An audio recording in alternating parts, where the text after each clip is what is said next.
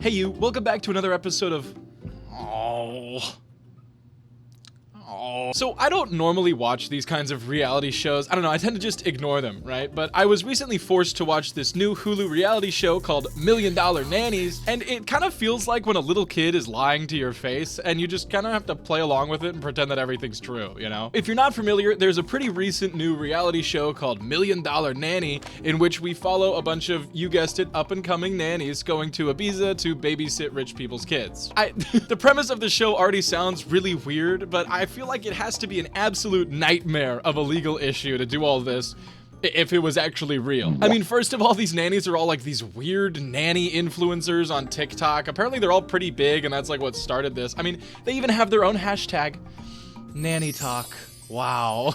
Can you imagine hiring some nanny and then 2 days later you see your kids in like a little day in the life of a luxury nanny video and it's just showing off your shit? In fact, there's a Mr. Beast post. Let me phrase it a little better. I'm gonna give you two nannies and you're gonna have to decide which one you'd hire. Nanny A is an older lady, you know, mid-40s. She has some kids of her own. She seems very professional and nurturing and has been doing this for a long time. Or you could go with Nanny B, the 21-year-old who moved out here 2 weeks ago to, and I quote, milk the rich parents and mooch off of their stuff. But she has 200,000 on TikTok. I just refuse to believe that these parents hired these people because they were the best candidates and not because they just wanted to be on TV, you know? But hey, instead of rambling on arbitrarily, we're gonna check out the first episode so you guys can really see what I mean. Oh, and don't forget to subscribe or I will vaporize you with my tiny little laser eyes. Okay?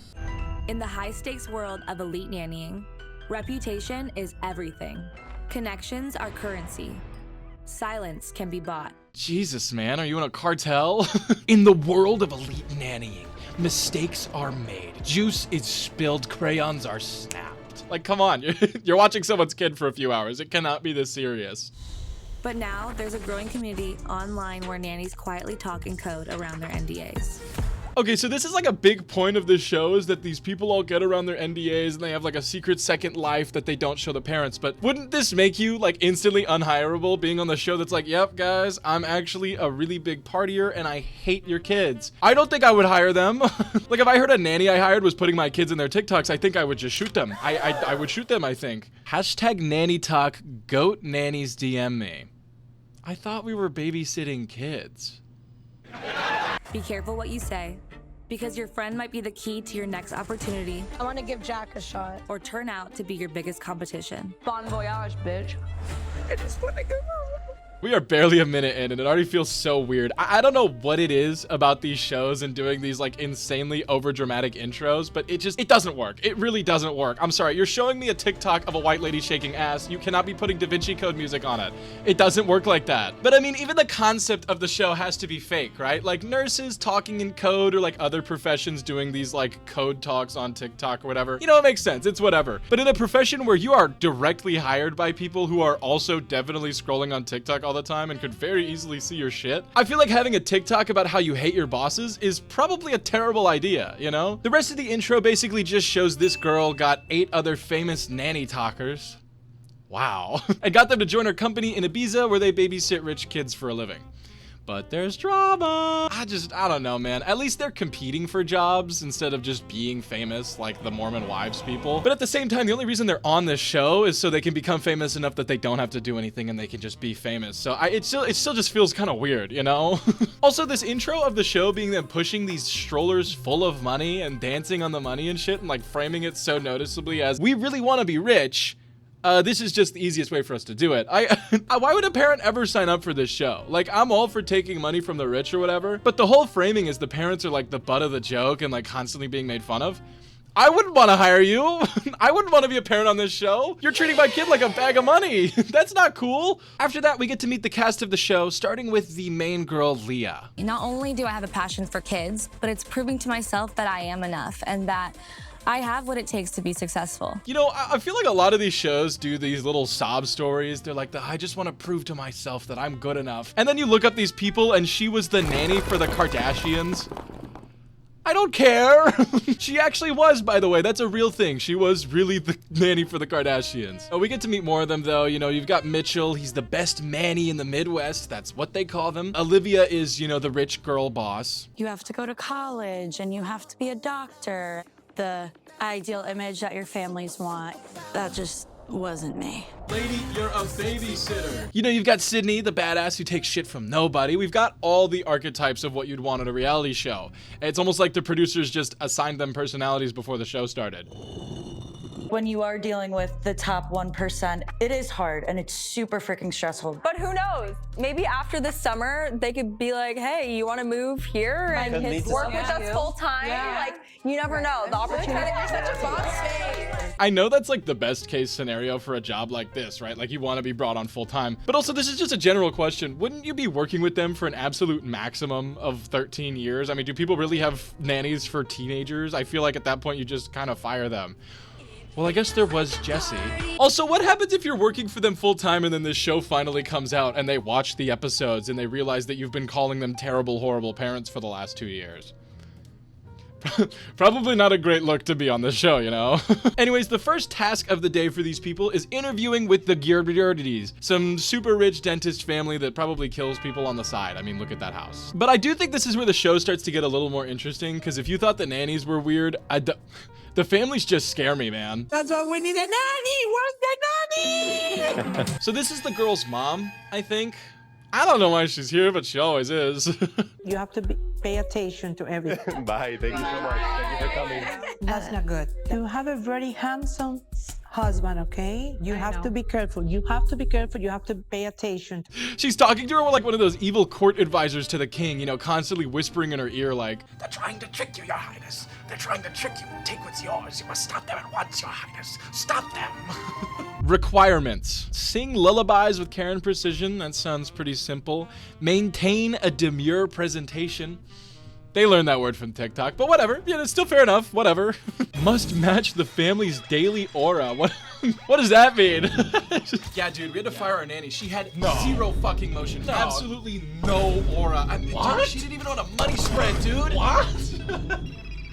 Also, the nail polish, it's a little too much. The colorist? Yes. First rule when dealing with the rich and out of touch, you just smile and tell them what they want to hear until you get the job. I feel like both sides are being really weird here. I mean, the family's acting like some 14th century peasant family because this harlot has red nails, but then she just like refuses to change them at all. And I'm sorry, look, I totally understand wanting to be unique and wanting to be yourself, but I feel like if the job that's paying you a stupid amount of money asks you to change your nail color for a few weeks while you work with them, just change the damn nails. Is it really that deep? I mean, come on. Can you do baby shark for us? Okay. Okay. Baby. It's like this. You have to begin like this. Yes. I always do clapping. A nanny that they don't know, baby shark, they don't respect themselves. Start baby shark with finger taps. Got it. So this first family is interviewing all of the girls. They wanted to interview all of them, and so we got to meet a little more of them, like this girl, Taylor. I don't know what her deal is, but every time she is on screen, she is either about to cry or she is like actively sobbing. It's so important, and I just want to be there for like that child's like life and everything. And growing up, I felt like I never had like a mom and dad who were super close. Like I was never close with them. So with Mitchell, like he's always like believed in me, and he was like, "I am so proud of you." I just like want to say, like, even like graduating college, like lady, you were at dinner with coworkers you met yesterday. What are you doing? Pull it together, lady. Like she also almost did this in the interview with the family earlier. I'm just really nervous because I just want this so bad, and I like wanted to be a dentist since I was a little girl. Are you really showing me that and then expecting me to believe these are the top nannies in the world? She could barely keep it together in the interview. What do you mean? Oh shit. They're going out tonight. Oh yeah. But first, the results. Okay, so they chose. You want to do like a drum roll? Yeah. Sydney! What? But the red nails! How could they choose that harlot? No, I don't know. I would just assume she's a better resume. I can't really fault her for that. But with family 1 filled out with nannies, we are now moving on to family 2. And if you're on TikTok or Instagram a lot, you've probably seen these dudes. So are you guys ready to hear about some families and some of you guys have gotten placed? One of our clients are 3 dads. They are a blended family of 3 gay fathers. That's right, it's the 3 fucking dads. They're dads and there's 3 of them. It's the guys. And a lot of plastic surgery. When I first saw them pop up, I was so confused. I remember seeing their shit every once in a while, like a few years ago when they were really blowing up, but I didn't realize they had money like this, you know? Maybe I need to become one of the 3 dads. Huh? So this is when the male nannies come in, right? Because they're gonna be competing to work with the 2 dad's son while Olivia's working with the dad's daughter, right? They do want to meet the both of you, so you guys will both be trialing to be the little boy's nanny. Number 1 nanny in New York? Then what is he doing here? You're telling me the number 1 nanny in New York needs to fly across seas to Ibiza just to get a job to make enough money? You know, who cares though? Because it's time to party. Yeah. This is awesome.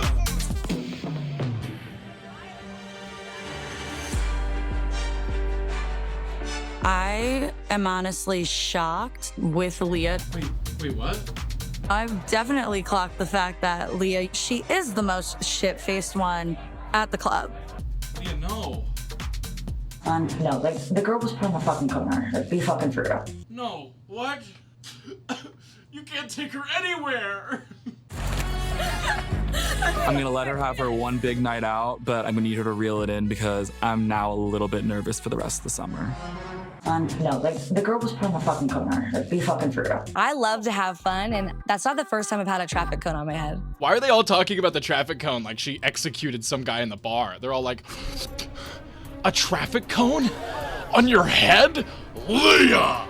I don't really understand going out to party crazy hard when you're a nanny, especially for someone like that previous family that wanted to burn that girl at the stake for her red nails. I feel like it's just not like a risk you would really want to take, especially having it filmed and everything. But also, I don't really think it's that big of a deal. I feel like they're kind of exaggerating. Who cares that the girl got drunk one night and put a traffic cone on her head? I don't know. They move on to the next morning and Mitchell's getting ready to go to his interview with the 3 dads. And you know, he's talking to Taylor, his girlfriend, about the possibility of having to work with Olivia. This is just the most forced conversation I think I've ever heard. You know, if I do get the job, it would be like Liv and I with the 2 twins. Like, that could be fun. I mean, obviously, like, you know, at some point I hope we have a position together. Yeah. Because we've obviously nannied together in the past And with like, families. So. But you would develop this connection with Liv? Yes, dude, it's called a job. That's how you literally all live in the same house together right now. What are you talking about? Anyways, they go to meet the 3 dads, which means we get to meet them too. Sweet. People are always trying to figure out the dynamic. They're like, you guys must be brothers. He's the grandfather. Initial reaction people have is they assume we're a throuple. We are not a throuple. I was genuinely surprised when they said this. I thought the dudes were all together, but I guess there's something a little deeper here. I don't know what that means. Tom is my ex-husband, and we had Coy and Bo, our twins, through surrogacy. Tom is Coy's biological father, and I'm Bo's biological father. Daddy Moke is my current husband, and we're expecting one more baby in the spring. You know, if they're happy, they're happy. I have nothing about that. I just feel like there's gotta be some sort of tension in the house. Imagine moving in with like your new spouse and their ex is still living in the house with you guys. That's gotta be weird as fuck, right? Like, I wouldn't want to do that. Oh, also, this guy was a slumlord and sold his apartments for a fuck ton of money, and now they coast off of that in TikTok ads, so. You do with that information what you will. Can I get a drink? What? That's your first order. Yeah, I'm not here to have like fingers snapped at me doing commands on the dot. I do, you know, command a certain amount of respect. Have encountered many kids who think I am their butler or their chauffeur or whatever it may be, and I make it very clear from the start that is not who I am, and that's not what I'm gonna do. I'm sorry, I mean this genuinely. Is that not what he is? He's a nanny, right? I completely agree they should show respect and treat him like a human, but aren't you basically a butler? I don't really know what the difference there would even be. Requirements. Personal assisting and grooming for the daddies? Yo, I'm sorry. I'll take care of your kids. I'm not grooming you, man. What? Why wouldn't they just hire like an assistant at that point? Or like a spray tan guy that sits in the corner and waits to spray tan you, you know? Hey, you need a spray tan? I mean, is the nanny even for the kids at this point, or did they just want a friend? Must be able to swim 500 meters in the open ocean. This one's kind of awesome. I'm not gonna lie. If I was a super rich dude hiring a nanny, I'd have a bunch of weirdly specific rules too. Okay, so you've got to be able to run a 5K in 13 minutes and 43 seconds. You've got to be able to rappel down a ravine using a Black Diamond Super 8. You've got to be at least masters in League of Legends. Guys, want to do a swim competition? I'm down. Yeah, I'm down to get in the pool and race a little bit. Are you going to be our fourth dad? See, the kid gets it. They just wanted a friend, right? No, I actually really like the two kids here. They seem very sweet, especially the little boy. I cannot imagine the kind of weird bullying he gets for having 3 dads who are also famous on TikTok. So, you know, it's good to see he seems happy. Anyways, after this, we cut back over to the G family, and they're doing this little, like, test walk to see how the nannies perform, and Maybe we should hire, like, someone to spy on them. We should be hired as security. I'm telling you, these are like some ancient medieval family. They've got their spies on them. You see them? I don't see anything. I don't see Alma. I saw Aurora. I don't know where they're going. Like, at this point, don't even hire a nanny. Hire like a group of assassins to watch your daughters for you. What the fuck? But all the lady asked for during this walk was to get a text update from the nannies to make sure like the phones and everything are working. You know, pretty reasonable ask, right? The nannies forgot to text her on the single block walk that they have to make. They just completely forgot. And then after the lady got mad at them for forgetting, they're over in the production booth going, oh, there's so many rules. Why does this lady have so many rules? How many rules can you possibly have for us on this walk? You want to get in the stroller too? Like, yes, that's a job. That's how it works. I didn't text the lady. It's not that hard. But after that, we cut back to the 3 dads, and I want you to prepare yourself because they're asking for a spray tan. Hey, what about me? These dudes just need to hire an assistant, man.